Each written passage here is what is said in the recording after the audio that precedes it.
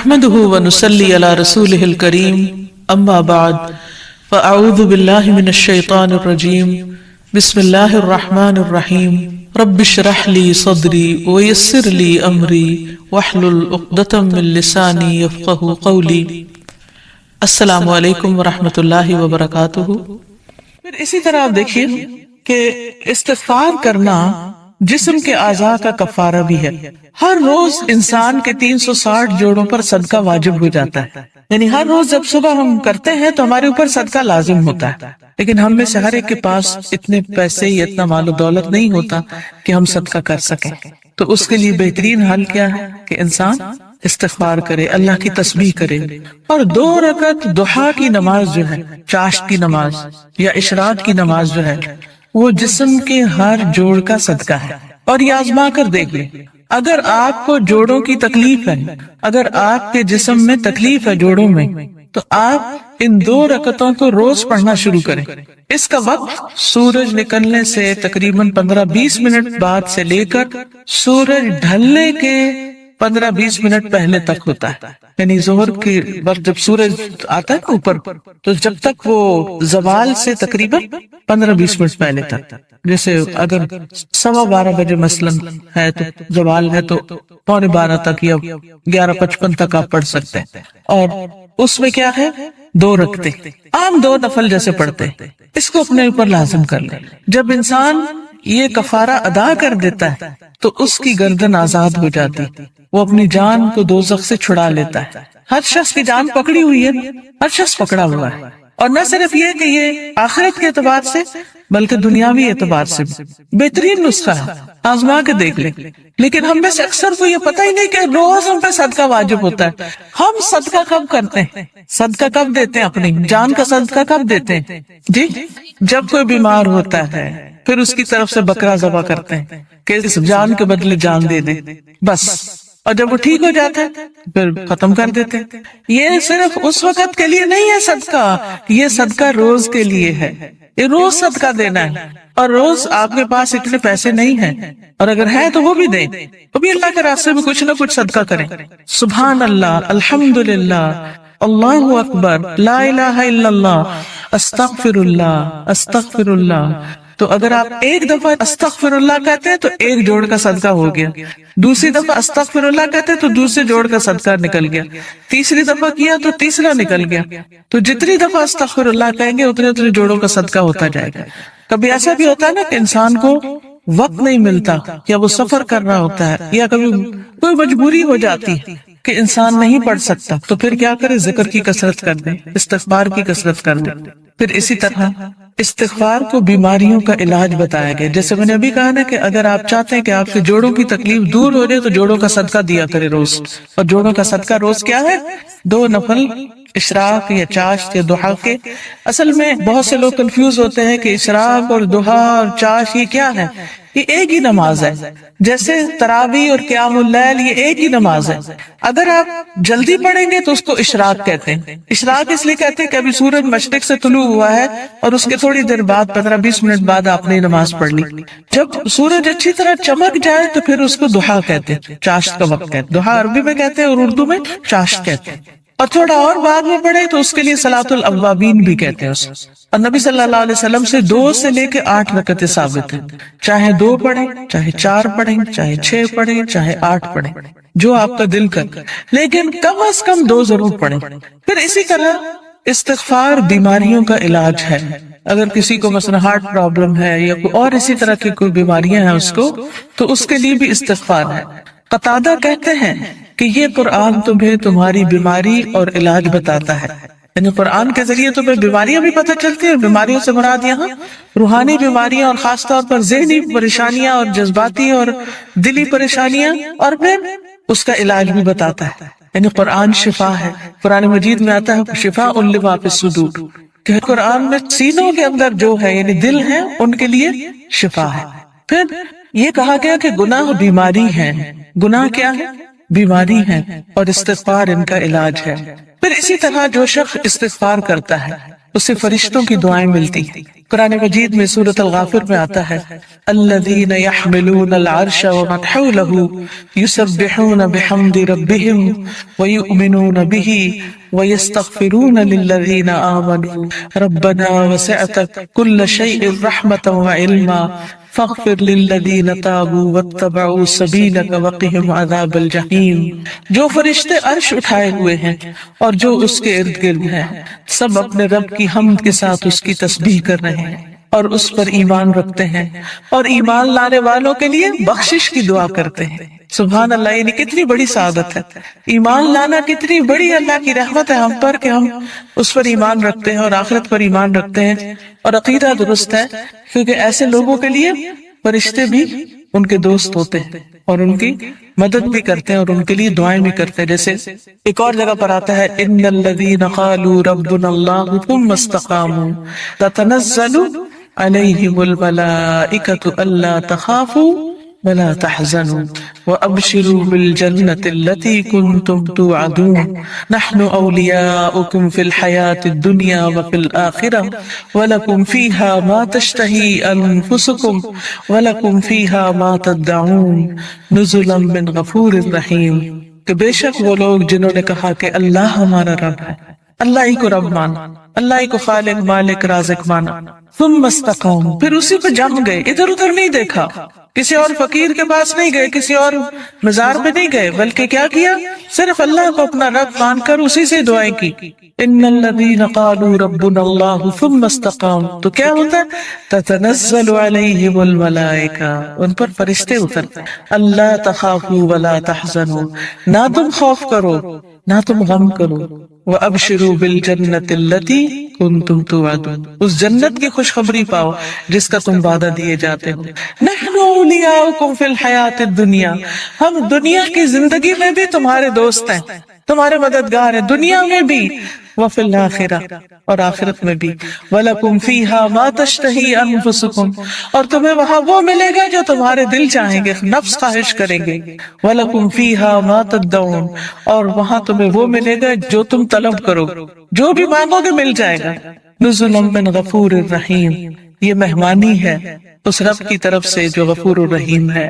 تو اس لیے جو شخص ایمان لا کے اللہ کو اپنا رب مان لیتا ہے، اسی کی طرف رجوع کرتا ہے، اسی سے مدد مانگتا ہے، تو اللہ سبحانہ وتعالیٰ اس کو مدد دیتے ہیں اور فرشتوں کے ذریعے بھی اس کی مدد کرتے ہیں۔ اور ایسے فرشتے جو اللہ کا عرش عظیم اٹھائے ہوئے ہیں وہ ان کے لیے دعائیں کرتے ہیں۔ اب دیکھیے کہ ہم سب کہتے ہیں، ایک دوسرے سے کہہ رہے تھے میں بہت پریشان ہوں، پلیز میرے لیے دعا کرو، اس کو کہتے ہیں دعا کرو، اس کو کہتے ہیں دعا کرو، لیکن جو لوگ ایمان لا کر اللہ کی طرف رجوع کرتے ہیں، استغفار کرتے ہیں، تو فرشتے بھی ان کے لیے دعائیں شروع کر دیتے۔ تو جن کے لیے فرشتے دعائیں کریں ان کو پھر کسی دعا کی کمی؟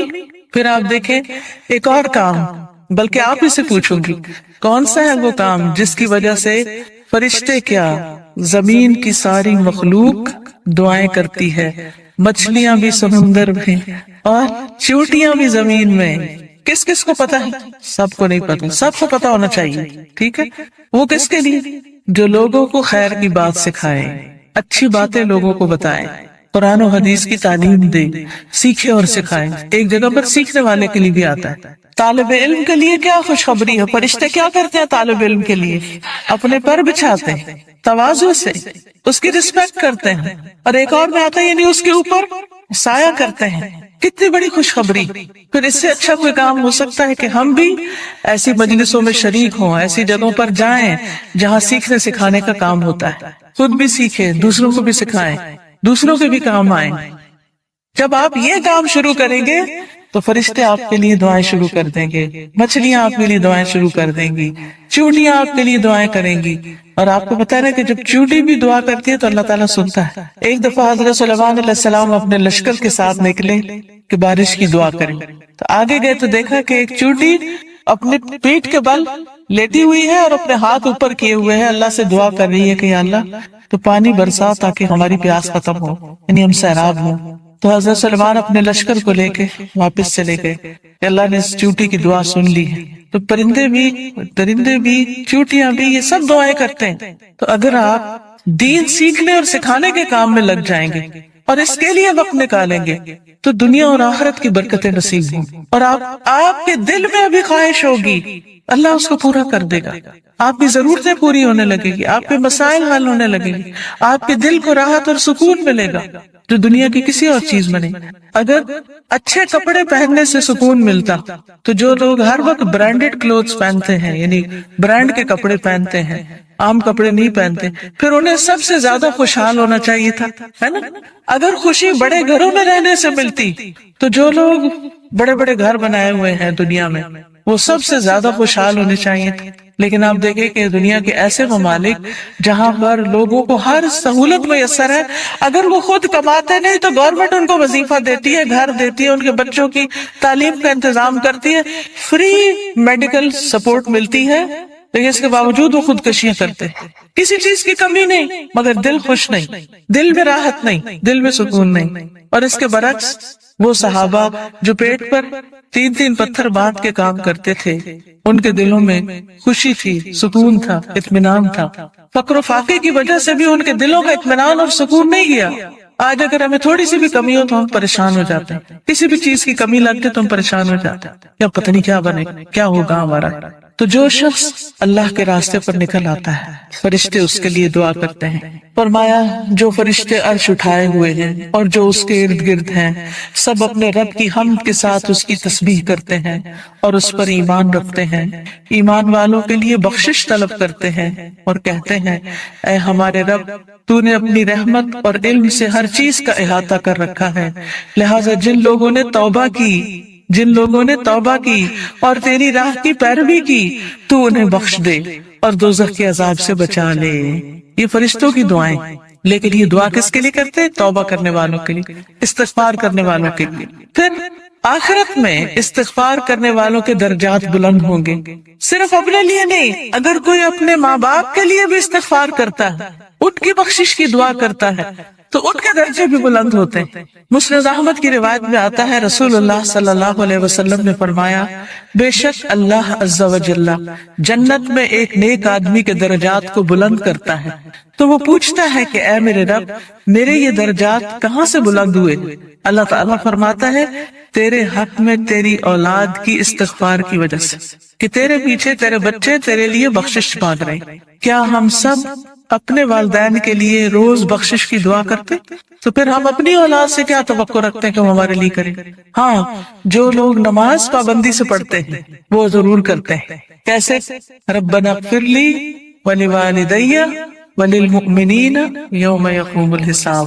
بس ضرورت اس چیز کی ہے کہ ہم توجہ کے ساتھ کو دعا پڑھیں گے، نہیں کہ دھیان کہیں اور، ربنا اغفر لی ولوالدی وللمؤمنین یوم یقوم الحساب، جلدی نہ، آہستہ آہستہ اور مانگ کے اللہ سے۔ اللہ ہمیں اس کی توفیق عطا فرمائے اور ہمارے بچوں کو ہمارے حق میں صدقہ جاریہ بنائے۔ پھر اسی طرح جن لوگوں کے نامہ اعمال میں استغفار زیادہ ہوگا وہ بہت خوش ہوگے، انہیں نہایت خوشی نصیب ہوگی۔ نبی صلی اللہ علیہ وسلم نے فرمایا جو شخص یہ بات پسند کرتا ہے کہ اس کا نامہ اعمال اسے خوش کر دے، یعنی وہ اپنی کتاب دیکھے اور خوش ہو جائے، تو اسے چاہیے کہ وہ کثرت سے استغفار کیا کرے، کیونکہ اس سے کیا ہوگا؟ ساری وہ چیزیں مٹ جائیں گی جو اس کے لیے پریشانی کا باعث ہوں گی۔ مثلا آپ کچھ لکھتے ہیں اور لکھنے میں غلطی ہو جاتی ہے، پھر آپ کیا کرتے ہیں؟ اس اریز کرتے ہیں، کبھی کیا کرتے ہیں؟ اوپر وائٹو لگا دیتے۔ تو استغفار کا مطلب ہے ڈھانپ دینا، یعنی غلطیاں نظر نہ آئیں۔ ہم سب غلطیاں کرتے ہیں لیکن استغفار کرتے ہیں پھر غلطیاں وہ مٹتی چلی جاتی، ختم ہوتی چلی جاتی اور نامہ اعمال بہترین ہوتا جاتا ہے۔ اور قیامت کے دن انسان اپنا نامہ اعمال دیکھے گا تو اس میں بس اچھائیاں ہی اچھائیاں ہوں گی، کیونکہ برائیاں تو ساری توبہ سے صاف ہو گئیں، تو اس وقت انسان کتنا خوش ہوگا۔ مثلا آپ کی ٹیچر آپ کو پرچہ واپس کرے اور 100/100 نمبر ہوں تو آپ کی خوشی کا کیا ٹھکانہ ہوگا؟ بہت زیادہ خوش ہوگے کہ میرا تو ایک بھی نمبر نہیں کٹا، سارے ادھر، کوئی ریڈ نشان نہیں ہے، کوئی کاٹا نہیں ہے۔ تو سوچئے قیامت کے دن اگر آپ دیکھیں کہ آپ کی کوئی غلطی اس میں نظر ہی نہیں آ رہی، سب صاف مٹ گئی، ڈھانپ دی گئی، تو خوشی کا کیا عالم ہوگا؟ کیونکہ سب سے زیادہ تو پریشانی اسی بات سے ہوتی ہے نا کہ پتہ نہیں وہاں جائیں گے تو کیا نظر آئے گا اور اس پہ شرمندگی نہ ہو زیادہ۔ پھر اسی طرح عبداللہ بن بصر کی روایت ہے کہ نبی صلی اللہ علیہ وسلم نے فرمایا مبارک ہو اس کو جو اپنے نامہ اعمال میں کثرت سے استغفار پائے، کہ بہت زیادہ استغفار ہے اس میں. پھر اسی طرح استغفار جنت میں داخلے کا ذریعہ ہے. اللہ تعالیٰ فرماتے ہیں یا ایھا الذین آمنوا توبوا الی اللہ توبۃ نصوحا عسى ربکم ان یکفر عنکم سیئاتکم ویدخلکم جنات تجری من تحتها الانہار. اے لوگو جو ایمان لائے ہو اللہ کی طرف توبہ کرو، خالص توبہ، سچی توبہ، پکی توبہ، صحیح والی توبہ.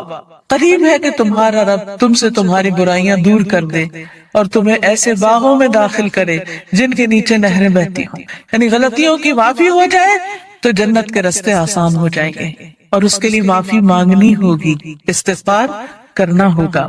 پھر اسی طرح جہنم سے بچنے کا ذریعہ بھی استغفار ہے، کیونکہ کچھ لوگ جہنم میں ڈالے جائیں گے تاکہ ان کو ان کی غلطیوں کی سزا ملے. جب وہ سزا بھگت لیں گے پھر نکال کے جنت میں بھیجے جائیں گے. اس وقت بھی آپ کو گرمی لگ رہی ہوگی تو دل گھبرا رہا ہوگا. یہ تو وقتی گرمی، اور ایسی بھی نہیں کہ جس سے انسان کو بہت تکلیف. ٹھیک ہے انکمفرٹیبل ہوتا ہے انسان، وہ الگ بات ہے، لیکن اس میں بھی انسان کیا چاہتا ہے کہ فوراً ہوا میں نکلے، تازہ ہوا میں، اور فریش ہو. کہاں آگ میں ہو انسان. ہم میں سے کس کے اندر ہمت ہے کہ وہ آگ کو برداشت کرے؟ کیا کسی کمرے میں، کسی گھر میں، کسی جگہ آگ لگی ہوئی ہو، آپ اس کے اندر جانا پسند کریں گے؟ دور سے بھاگیں گے، دھواں دیکھ کے بھی اس طرف نہیں جائیں گے کہ کہیں وہ آگ پھیل کے مجھ تک نہ آ جائے. تو قیامت کے دن ہم میں سے کوئی بھی نہیں جانا چاہے گا. اور اس کا طریقہ کیا ہے؟ پھر ہم دنیا میں ہی کثرت سے استغفار کر لیں، دنیا میں ہی معافی مانگ لیں تاکہ جہنم میں جانے سے بچ جائیں. اور اگر معافی نہیں مانگتے تو لا الہ الا اللہ پڑھنے کی وجہ سے جنت میں تو انشاءاللہ جائیں گے، لیکن سزا بھگت، اور وہ سزا بہت سخت ہے، اور نہیں پتا کہ کتنے عرصے کے لیے مل جائے، کیونکہ ہر ایک کی جیل کا وقت جو ہے مخصوص ہوتا ہے. رسول اللہ صلی اللہ علیہ وسلم نے فرمایا اے عورتوں کے گروہ، عورتوں سے خطاب ہے ہم سب سے، اے عورتوں کے گروہ صدقہ کرتی رہا کرو اور کثرت سے استغفار کرتی رہا کرو، کیونکہ میں نے دوزخ میں جانے والوں میں سے زیادہ تر عورتوں کو دیکھا ہے. دوزخ کی اکثر آبادی عورتوں پر مشتمل. ان عورتوں میں سے ایک عقل مند عورت نے عرض کیا کہ ہماری کثرت سے دوزخ میں جانے کی وجہ کیا ہے؟ عورتیں کیوں زیادہ ہوں گی جہنم میں؟ آپ نے فرمایا تم لعنت کثرت سے کرتی، دوسروں کو برا بھلا کثرت سے کرتی، گالی گلوچ، اس کو برا بھلا کہہ، اس کی غیبت کر، اس کے اوپر الزام لگا، یہ کر وہ کر، یعنی غلط چیزوں میں زبان کا استعمال ہونا، اور اپنے خامد کی ناشکری کرتی. اس کا کوئی احسان یاد نہیں رکھتی، اس کی کوئی اچھائی یاد نہیں رہتی. دیکھیے کوئی انسان کتنا بھی برا ہو لیکن اس میں بھی کوئی نہ کوئی اچھائی ہوتی ہے. تو اگر کسی میں 99 غلطیاں ہیں اور ایک اچھی چیز ہے تو کیا کرنا چاہیے؟ اس کی اچھائی کو یاد کر کے اس کا شکریہ ادا کرنا چاہیے، اس کے ساتھ احسان کرنا چاہیے، اس کی تعریف کر دینی چاہیے کہ فلاں میں یہ اچھائی ہے. ہم عام طور پر کیا کرتے ہیں کہ جو ہمیں اچھا لگے اس کی تو کوئی برائی بھی ہمیں نہیں بری لگتی، اس پہ بھی ہم خوش ہوتے رہتے ہیں، واہ واہ کرتے رہتے ہیں، اور جو برا لگے اس کی کوئی اچھائی ہمیں نظر ہی نہیں آتی. تو یہ نہیں کرنا چاہیے. تو حل کیا ہے کامیابی کا؟ کہ ہم ایک طرف نیک اعمال کریں، پھر ان نیک اعمال کی حفاظت کریں، دوسری طرف گناہوں سے بچیں، اور پھر اگر ہو جائے انسان ہونے کے ناطے تو پھر کیا کریں؟ اللہ تعالیٰ سے استغفار کریں. اس مقصد کے لیے یہ ایک کارڈ چھپایا گیا ہے جس میں استغفار کی دعاؤں کو اکٹھا کیا گیا. کس کس کے پاس ہے؟ اٹھا کے دکھائیں. الحمدللہ. اور جس کے پاس نہیں ہے وہ اسٹال سے لے بھی سکتے ہیں. ٹھیک ہے.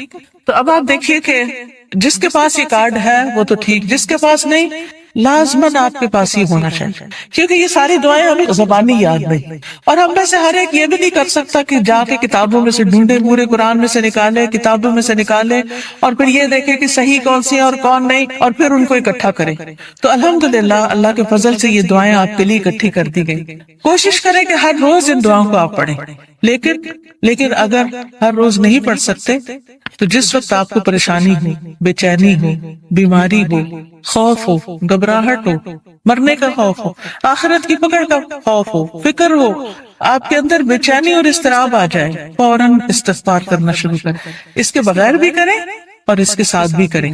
اب آپ نکالیے، میں آپ کو کچھ دعائیں کہلوا دیتی ہوں تاکہ ان کا صحیح پروننسیشن آپ کو آتا ہو، صحیح تلفظ آپ کو آتا ہو. اس کے علاوہ یہ کچھ اور کتابیں بھی ہیں جیسے محمد صلی اللہ علیہ وسلم کے معمولات وغیرہ. پھر اسی طرح یہ نور العلم کوئی کورس شروع ہو رہا ہے، اس میں داخلے کے پیچھے سے آپ فلائر لے سکتے ہیں. اسی طرح قرآن و سنت سے لی ہوئی صحیح دعائیں دعا کیجیے نام کی کتاب میں ہے. بہت سی دعائیں یہاں پر ملیں گی آپ کو. یہ کتاب اگر آپ کے گھر میں ہو تو ہر موقع کی دعا اس میں آپ کے لیے.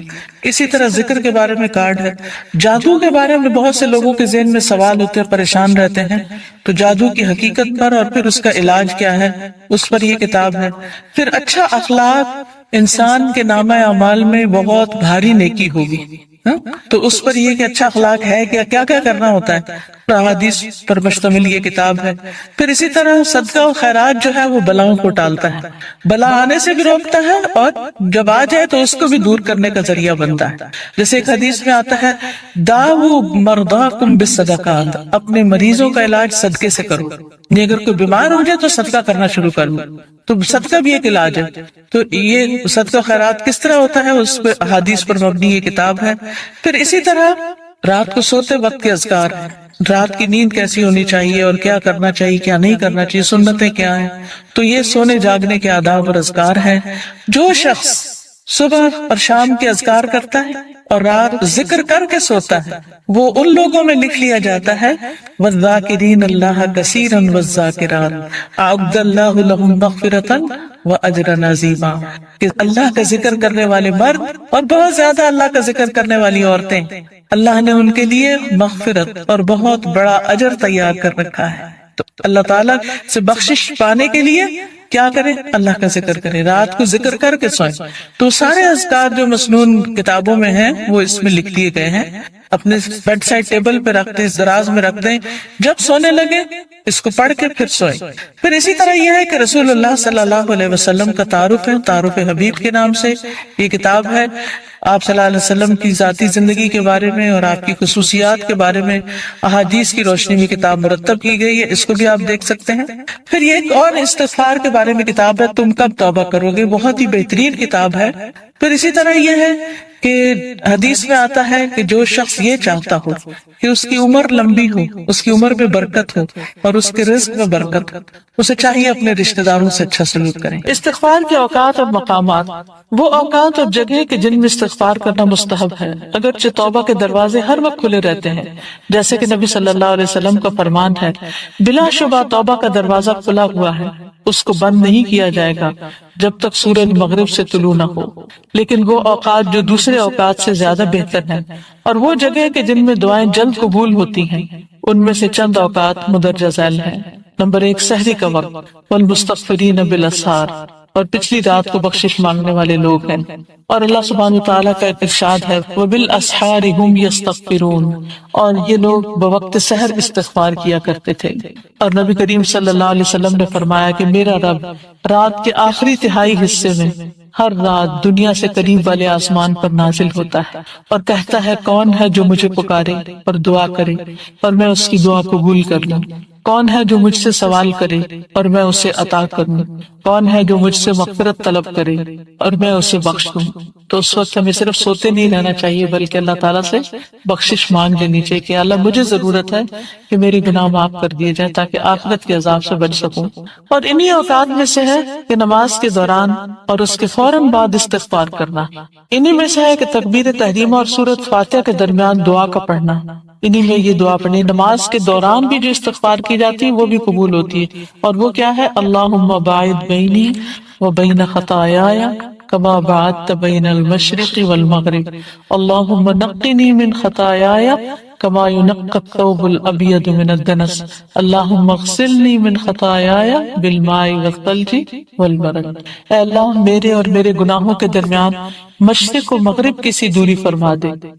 یا اللہ مجھے میرے گناہوں سے سفید کپڑے کی طرح پاک صاف کر دے. یا اللہ میرے گناہ پانی، برف اور اولوں سے دھو دے.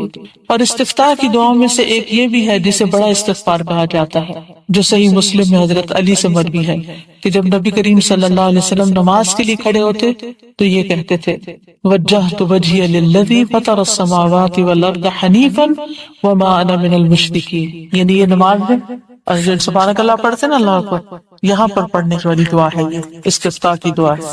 ان صلاتی و نسکی و محیای و مماتی للہ رب العالمین لا شریک لہ وبذلک امرت وانا اول المسلمین اللہم انت الملک لا الہ الا انت انت ربی وانا عبدک ظلمت نفسی واعترفت بذنبی فاغفر لی ذنوبی جمیعا إنه لا يغفر الذنوب إلا أنت واهدني لأحسن الأخلاق لا يهدي لأحسنها إلا أنت واصرف عني سيئها لا يصرف عني سيئها إلا أنت لبيك وسعديك والخير كله بيديك والشر ليس إليك أنا بك وإليك تباركت وتعاليت استغفرک و اتوب الیک۔ میں اپنا رخ اور چہرہ اس ذات کی طرف کرتا ہوں کہ جس نے آسمانوں اور زمین کو پیدا کیا یکسو ہو کر، اور میں شرک کرنے والوں میں سے نہیں ہوں۔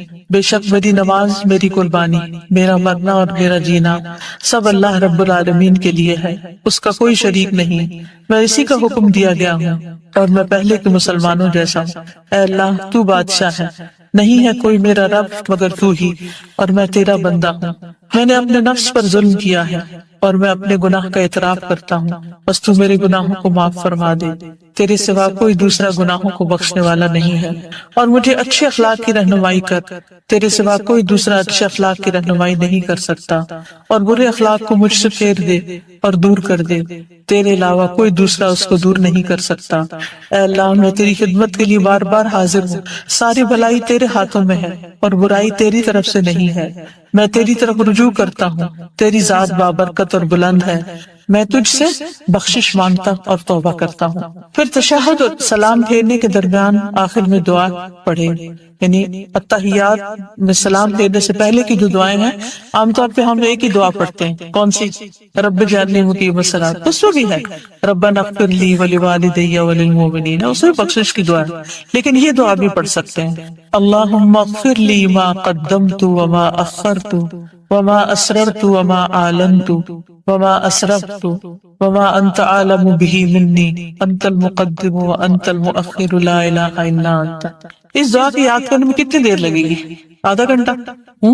یہ کتاب اسی لیے آپ کو دی گئی ہے، یہ بھی ہو سکتا تھا میں زبانی یہ چند چیزیں نوٹ کر کے آپ کو لیکچر دے دی تھی، آپ سن کر گھر چلے جاتے، لیکن کتاب پڑھنے کا مقصد یہ ہے کہ یہ چیزیں بعد میں بھی آپ کے پاس رہ جائیں۔ آپ یہ کر سکتے ہیں کہ یہ نشان لگا لیں اور اس کو ایک ٹارگٹ رکھیں، دن میں 15 منٹ تو اس کے لیے نکال ہی سکتے ہیں، اور ان دعاؤں کو ایک ایک کر کے یاد کر لیں اور نمازوں کو خوبصورت بنائیں، یعنی آپ کی نمازوں میں ایک نئی روح پیدا ہو جائے گی اگر نئی دعائیں اس میں ایڈ ہو گئی۔ وہ بچپن سے بس جو رٹا ہوا ہم نے ایک وظیفہ شروع کیا ہوا ہے، بس وہ اللہ اکبر کرتے ہیں، وظیفہ پڑھ کے بند کر دیتے ہیں، سوچتے بھی نہیں کہ پڑھا کیا، پوری نماز پڑھ جاتے ہیں اور ہمیں اس کو غور نہیں کرتے۔ لیکن جب ہم نئی دعائیں یاد کرتے ہیں اور اس میں ایڈ کرتے ہیں تو پھر وہ ذرا رک کے سوچ سمجھ کے پڑھتے ہیں اور ترجمے کو ذہن میں رکھ کے اللہ سے مانگے تو انشاءاللہ اس سے فائدہ ہوگا، کیونکہ نماز کے دوران مانگی دعا قبول ہوتی ہے۔ مسلم کی ایک دوسری روایت میں ہے کہ جب آپ سلام پھیرتے تو اس دعا کو پڑھتے، اللہم اغفر لی ما قدمت وما اخرت وما اسررت وما اعلنت وما اسرفت وما انت عالم به منی انت المقدم وانت المؤخر لا الہ الا انت، یعنی دونوں طرح آپ پڑھ سکتے ہیں، اور اگر نہیں یاد ہوتی یاد کرنے کے باوجود تو آپ کیا کریں، جہاں آپ نے نماز کی جگہ بنائی ہوئی وہاں کو چھوٹا سا ایک ٹیبل رکھ دیں، چھوٹا سا کوئی سٹینڈ سا رکھ دیں، اس میں آپ اپنی استغفار کے کارڈ، دعاؤں کے، اور میں نے اپنی یہ کتاب اس کے ساتھ ہی رکھی ہوئی، اور پھر کتاب کھول لیتی ہوں اور جو بڑی دعائیں ہیں جو یاد نہیں ہوئی ابھی تک وہ دیکھ کے بھی پڑھ لیں، کیونکہ انسان ان کو مانگنے سے محروم نہ رہے، یعنی اگر نہیں حافظے میں تو کم از کم دیکھ کے پڑھ لیں۔ نبی صلی اللہ علیہ وسلم اپنے رکوع میں یہ کہتے تھے، سبحانک اللہم ربنا وبحمدک اللہم اغفر لی، اے اللہ، اے ہمارے رب، تیری ذات پاک ہے اور تعریف تیرے لیے ہے، اے اللہ تو مجھے بخش دے، اور انہی اوقات اور جگہوں میں سے سجدے کے دوران استغفار کرنا۔ اس بارے میں ایک حدیث آتی ہے، ابو ذر رضی اللہ عنہ نے عرض کیا، یا رسول اللہ صلی اللہ علیہ وسلم، میرے ماں باپ آپ پر قربان، اللہ عز و جل کو کون سا کلام زیادہ پسند ہے؟ آپ نے فرمایا، جو اللہ تعالیٰ نے اپنے فرشتوں کے لیے پسند کر رکھا ہے، سبحان ربی وبحمدہ، سبحان ربی وبحمدہ۔ حقیقت یہ ہے کہ ساری مخلوق اللہ تعالیٰ کی تسبیح بیان کر رہی ہے۔ قرآن مجید میں آتا ہے تسبح له السماوات السبع والأرض ومن فيهن وإن من شيء إلا يسبح بحمده ولكن لا تفقهون تسبيحهم إنه كان حليما غفورا۔ ساتوں آسمان اور زمین اور جو کچھ ان میں ہے سب اس کی تسبیح کر رہے ہیں، بلکہ کوئی بھی چیز ایسی نہیں جو اس کی حمد کے ساتھ اس کی تسبیح نہ کر رہی ہو، لیکن تم ان کی تسبیح کو سمجھتے نہیں کیونکہ ہر ایک کا اپنا اپنا انداز ہے۔ وہ بڑا بردبار اور معاف فرمانے والا ہے۔ سورۃ النور میں بھی اللہ سبحانہ وتعالی فرماتے ہیں أَلَمْ تَرَ أَنَّ اللَّهَ يُسَبِّحُ لَهُ مَنْ فِي السَّمَاوَاتِ وَالْأَرْضِ وَالطَّيْرُ صَافَّاتٍ كُلٌّ قَدْ عَلِمَ صَلَاتَهُ وَتَسْبِيحَهُ وَاللَّهُ عَلِيمٌ بِمَا يَفْعَلُونَ۔ کیا تم دیکھتے نہیں کہ آسمانوں اور زمین میں جو کچھ ہے اور فضا میں پر پھیلائے ہوئے پرندے سبھی کے سب یہ اللہ کی تسبیح کر رہے ہیں۔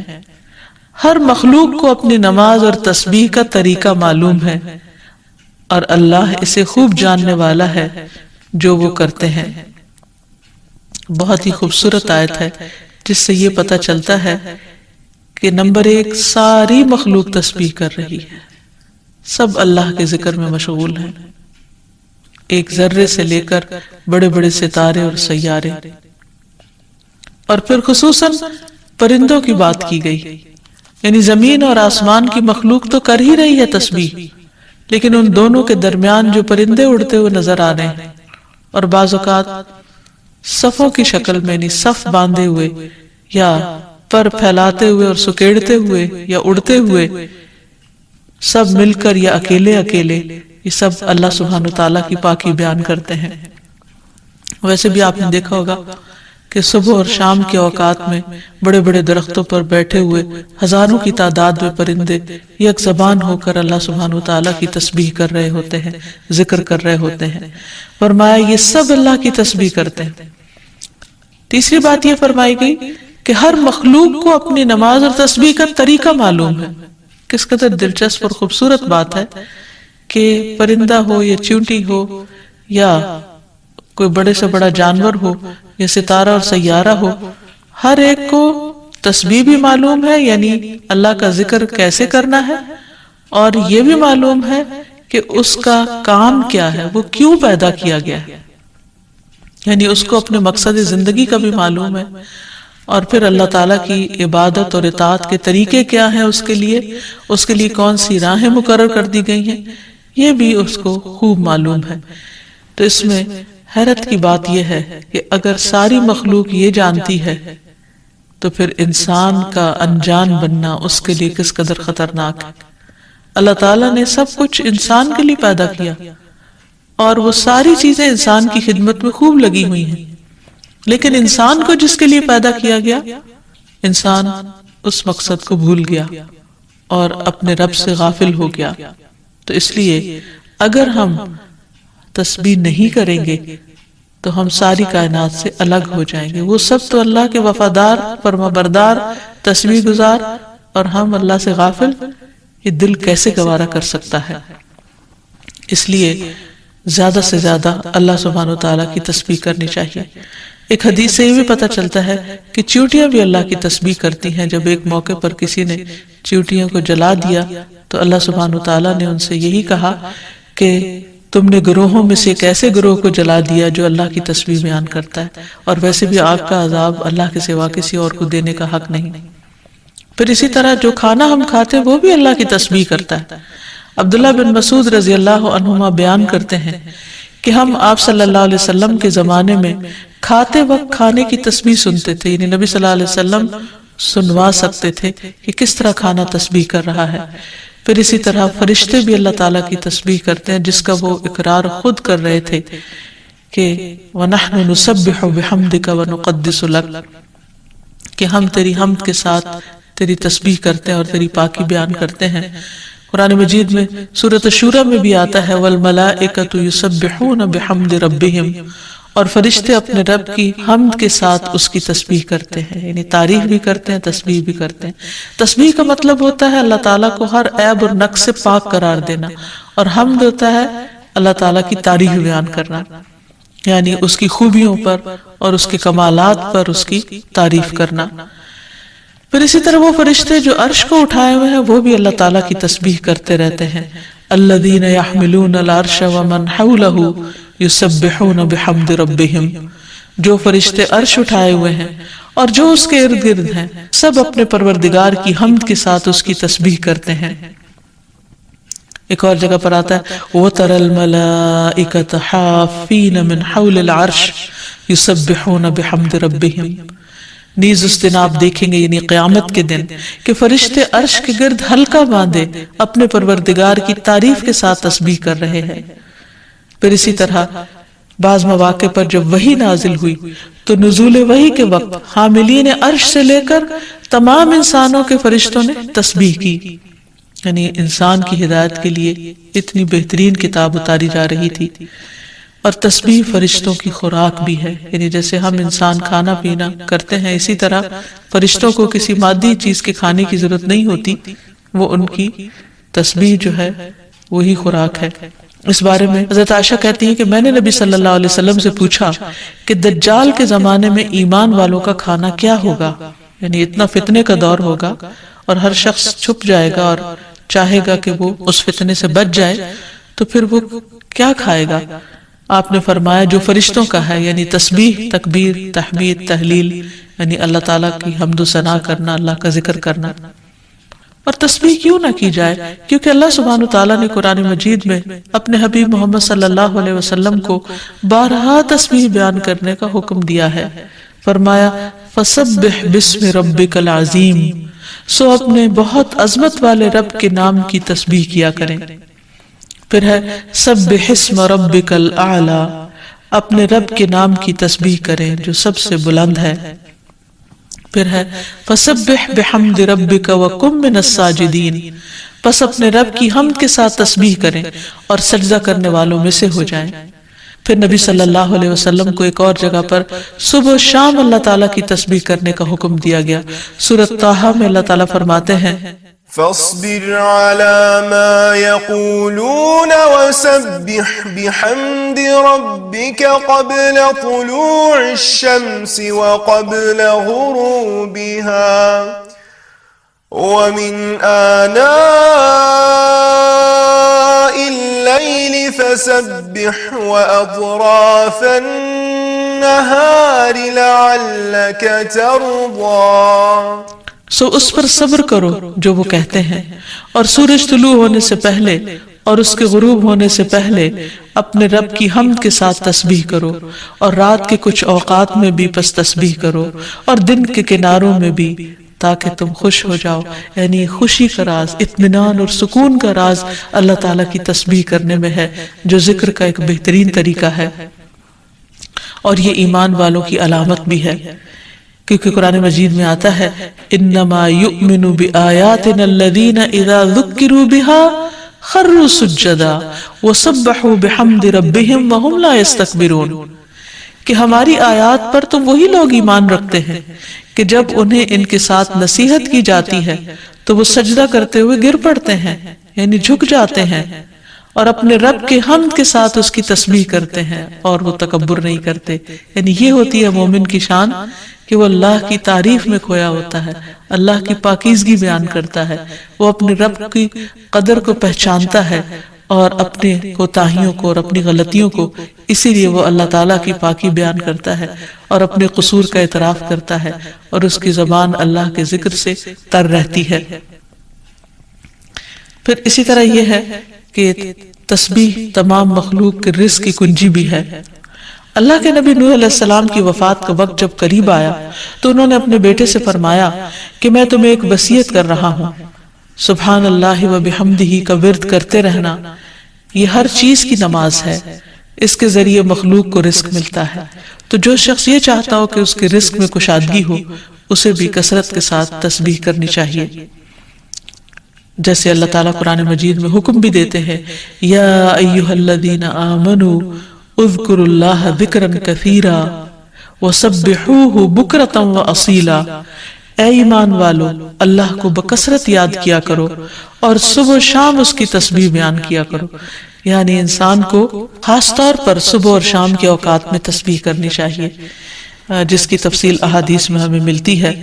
رسول اللہ صلی اللہ علیہ وسلم خود بھی کثرت کے ساتھ سبحان اللہ و بحمدہ استغفر اللہ و اتوب الیہ پڑھا کرتے تھے کہ پاک ہے اللہ اور اس کی تعریف کے ساتھ، اور میں اللہ تعالیٰ سے بخشش طلب کرتا ہوں اور میں اس کی طرف توبہ کرتا ہوں.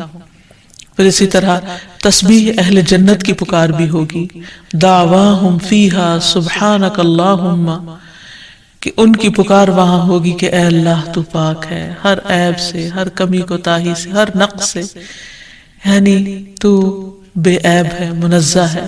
اور یہ اللہ سبحانہ وتعالیٰ کو نہایت پسند ہے کہ اس کی کوئی مخلوق اس کی پاکی بیان کرے، کیونکہ وہ اس کا مستحق ہے، وہ ہے ہی پاک. پھر یہ ہے کہ اہل جنت بھی صبح و شام اللہ تعالیٰ کی تسبیح بیان کریں گے، اس لیے ضروری ہے کہ انسان یہ سلسلہ دنیا سے ہی شروع کر دے. اہل جنت کی تسبیح جو ہے وہ ان کے سانسوں میں جاری کر دی جائے گی. اور پھر جو لوگ اللہ تعالیٰ کی تسبیح نہیں کرتے وہ دراصل بد نصیب ہیں، کیونکہ وہ اتنی بڑی خیر سے محروم ہو رہے ہیں جو دنیا میں ان کے لیے سکون کا باعث ہے اور آخرت میں ان کے لیے رب کے قرب کا ذریعہ ہوگی. تسبیح کے لیے جو الفاظ استعمال ہوتے ہیں اس میں سبحان اللہ و بحمدہ، سبحان ربی الاعلی، سبحان ربی العظیم، یہ تمام کلمات جو ہیں یہ تسبیح کے ہیں. اس کے علاوہ ایک اور حدیث سے ہمیں پتہ چلتا ہے، سمرہ بن جندب کہتے ہیں کہ رسول اللہ صلی اللہ علیہ وسلم نے فرمایا اللہ کے نزدیک سب سے زیادہ محبوب کلمات 4 ہیں، سبحان اللہ والحمد للہ ولا الہ الا اللہ واللہ اکبر. اور تمہیں اس میں سے کسی بھی کلمے سے شروع کرنا نقصان نہ دے گا، یعنی پہلے الحمدللہ بھی کہہ سکتے ہیں یا سبحان اللہ پہلے کہہ سکتے ہیں، لیکن یہ اللہ تعالیٰ کے نہایت پسندیدہ ترین کلمات ہیں. پھر اسی طرح آپ صلی اللہ علیہ وسلم نے یہ بھی فرمایا کہ بے شک تم لوگ اللہ کی عظمت کا جو ذکر کرتے ہو، یعنی تسبیح، تہلیل، تحمید، جو الفاظ بھی کہتے ہو، وہ عرش کے ارد گرد چکر لگاتے ہیں. ان کی ایسی بنبناہٹ ہوتی ہے جیسے شہد کی مکھیوں کی بنبناہٹ. وہ اپنے کہنے والے کا ذکر اللہ کے ہاں کرتے ہیں. کیا تم نہیں چاہتے کہ اللہ کے ہاں تمہارا ذکر ہوتا رہے؟ تو اس سے پتہ چلتا ہے کہ انسان اگر یہ چاہتا ہے کہ اللہ سبحانہ وتعالیٰ کے ہاں اس کا ذکر ہو تو اس کو چاہیے کہ دنیا میں وہ کثرت کے ساتھ تسبیح کرے، کیونکہ تسبیحات کا پڑھنا تمام چیزوں سے بہتر ہے. ابو ہریرہ کی روایت میں آتا ہے کہ رسول اللہ صلی اللہ علیہ وسلم نے فرمایا سبحان اللہ والحمد للہ ولا الہ الا اللہ واللہ اکبر، کہ اللہ پاک ہے اور سب تعریفیں اسی کے لیے ہیں، اللہ کے سوا کوئی معبود نہیں اور اللہ سب سے بڑا ہے.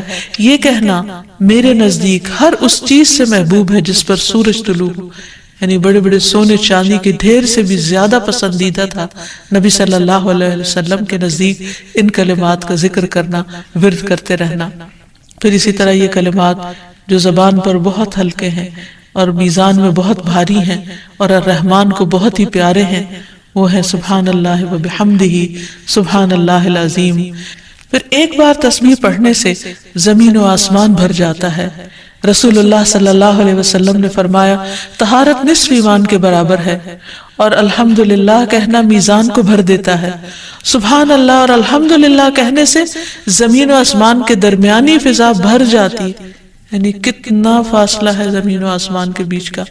لیکن انسان کیا اس کے لیے بھی اس کو کچھ مشکل ہے کہ اللہ سبحانہ وتعالیٰ کی محبت کے ساتھ پاکی بیان کرے اور تسبیح کرے، جس کا ریوارڈ اتنا بڑا ہے اس کے لیے. آج دنیا میں انسان کو وہ نظر نہیں آتا، لیکن کل قیامت کو انسان ایک ایک نیکی کا محتاج ہوگا تو وہاں اس کو اس کی قدر آئے گی. اس لیے بہتر ہے کہ آج اپنے لیے انسان ذخیرہ اور سرمایہ اکٹھا کر لے. پھر اسی طرح انسان جب تسبیح کرتا ہے تو اس کے گناہ بھی مٹتے ہیں، یعنی ایک طرف اس کی نیکیوں میں اضافہ ہوتا ہے اور دوسری طرف اس کے گناہوں کو جھاڑنے کا ذریعہ بنتا ہے۔ انس رضی اللہ عنہ کہتے ہیں کہ رسول اللہ صلی اللہ علیہ وسلم ایک ایسے درخت کے پاس سے گزرے جس کے پتے سوکھ چکے تھے۔ آپ نے اس پر لاٹھی ماری تو اس کے پتے جھڑنے لگے۔ پھر آپ نے فرمایا الحمدللہ وسبحان اللہ ولا الہ الا اللہ واللہ اکبر سے اسی طرح گناہ جھڑتے ہیں جس طرح اس درخت کے پتے جھڑے ہیں۔ پھر اسی طرح یہ 100 اونٹوں سے افضل عمل ہے۔ نبی صلی اللہ علیہ وسلم نے فرمایا جس نے سورج طلوع ہونے اور اس کے غروب ہونے سے قبل 100 بار سبحان اللہ کہا تو یہ اس کے لیے 100 اونٹوں سے بہتر ہے۔ یعنی اتنی بڑی کمائی اور نیکیوں کا اتنا بڑا ذخیرہ ہے۔ پھر اسی طرح تسبیح کے کچھ اور کلمات ہیں کہ جن سے آسمان کے دروازے کھل جاتے ہیں۔ ابن عمر کہتے ہیں کہ ہم رسول اللہ صلی اللہ علیہ وسلم کے ساتھ نماز پڑھ رہے تھے کہ جماعت میں سے ایک آدمی نے کہا اللہ اکبر کبیرہ والحمد للہ کثیرہ وسبحان اللہ بکرۃ واصیلا، تو رسول اللہ صلی اللہ علیہ وسلم نے فرمایا اس طرح کے کلمات کہنے والا کون ہے؟ جماعت میں سے ایک آدمی نے عرض کیا اے اللہ کے رسول میں ہوں۔ آپ نے فرمایا کہ مجھے تعجب ہوا کہ اس کے لیے آسمان کے دروازے کھولے گئے۔ ابن عمر فرماتے ہیں کہ میں نے ان کلمات کو پھر کبھی نہیں چھوڑا جب سے اس کے بارے میں میں نے رسول اللہ صلی اللہ علیہ وسلم کو یہ فرماتے ہوئے سنا کیا کہ اس شخص کے لیے آسمان کے دروازے کھول دیے گئے، یعنی ان کلمات کے پڑھنے کی وجہ سے۔ پھر تسبیحات کا پڑھنا جنت میں درخت لگانے کا سبب بنتا ہے۔ پھر اسی طرح انسان کے تمام جوڑوں کا صدقہ ہر روز اس پر واجب ہو جاتا ہے اور یہ تسبیحات اس کے لیے ہر جوڑ سے صدقے کا باعث بنتی ہیں۔ پھر یہ ہے کہ تسبیحات عمر میں اضافے کا ذریعہ بھی بنتی ہیں۔ نبی صلی اللہ علیہ وسلم نے فرمایا اللہ کے نزدیک اس مومن سے افضل کوئی نہیں جسے حالت اسلام میں لمبی عمر دی گئی ہو اس کی تسبیح و تکبیر اور تحلیل کی وجہ سے۔ پھر اسی طرح انسان کے لیے یہ تسبیحات محرومی سے بچاؤ کا ذریعہ بھی ہیں۔ رسول اللہ صلی اللہ علیہ وسلم نے فرمایا کچھ دعائیں ایسی ہیں جن کو 100 مرتبہ پڑھنے والا کبھی محروم نہیں ہوتا۔ سبحان اللہ والحمد للہ ولا الہ الا اللہ واللہ اکبر، یعنی جب انسان کو کوئی حاجت ہو، کوئی ضرورت ہو، کوئی مشکل ہو، کوئی پریشانی ہو تو اللہ سبحانہ وتعالیٰ کا ان الفاظ کے ساتھ ذکر کرنا شروع کر دے، تسبیح کرنا شروع کر دے، کیونکہ یہ باقی رہنے والی نیکیاں ہیں اور دنیا میں بھی انسان کو فائدہ دیتی ہیں اور آخرت میں بھی انسان کے لیے آگ سے بچاؤ کا ذریعہ ہے۔ حدیث میں آتا ہے رسول اللہ صلی اللہ علیہ وسلم نے فرمایا اپنا بچاؤ حاصل کر لو۔ صحابہ نے عرض کیا اللہ کے رسول کیا دشمن آ گیا؟ آپ نے فرمایا نہیں، لیکن جہنم سے تمہارا بچاؤ سبحان اللہ والحمد للہ ولا الہ الا اللہ واللہ اکبر سے ہے، اور یہی کلمات باقیات صالحات ہیں۔ پھر اسی طرح دل کی گھٹن اور سینے کی تنگی کا علاج بھی تسبیح میں ہے۔ پریشانی، ڈر اور خوف کو دور کرنے کا ذریعہ بھی تسبیحات ہیں۔ تو ہر موقع کی مناسبت سے انسان کو تسبیح کرتے رہنا چاہیے۔ جب نعمت کی تکمیل ہو، جیسے نبی صلی اللہ علیہ وسلم نے جب اپنا مشن مکمل کر لیا اور اللہ سبحانہ وتعالیٰ نے ان کی گواہی دے دی کہ ان کا کام پورا ہو چکا ہے، تو اس وقت یہ سورت نازل ہوئی اذا جاء نصر اللہ والفتح ورأیت الناس يدخلون فی دین اللہ افواجا فسبح بحمد ربک واستغفر انہ کان توابا۔ جب اللہ کی مدد اور فتح آ جائے اور تو لوگوں کو دیکھے کہ وہ اللہ کے دین میں فوج در فوج داخل ہو رہے ہیں تو اپنے رب کی حمد کے ساتھ تسبیح کرو اور اس سے بخشش مانگو، بے شک یقیناً وہ بڑا توبہ قبول کرنے والا ہے۔ پھر اسی طرح یہ ہے کہ انسان کو صبح و شام سبحان اللہ و بحمدہ کی تسبیح کرنی چاہیے۔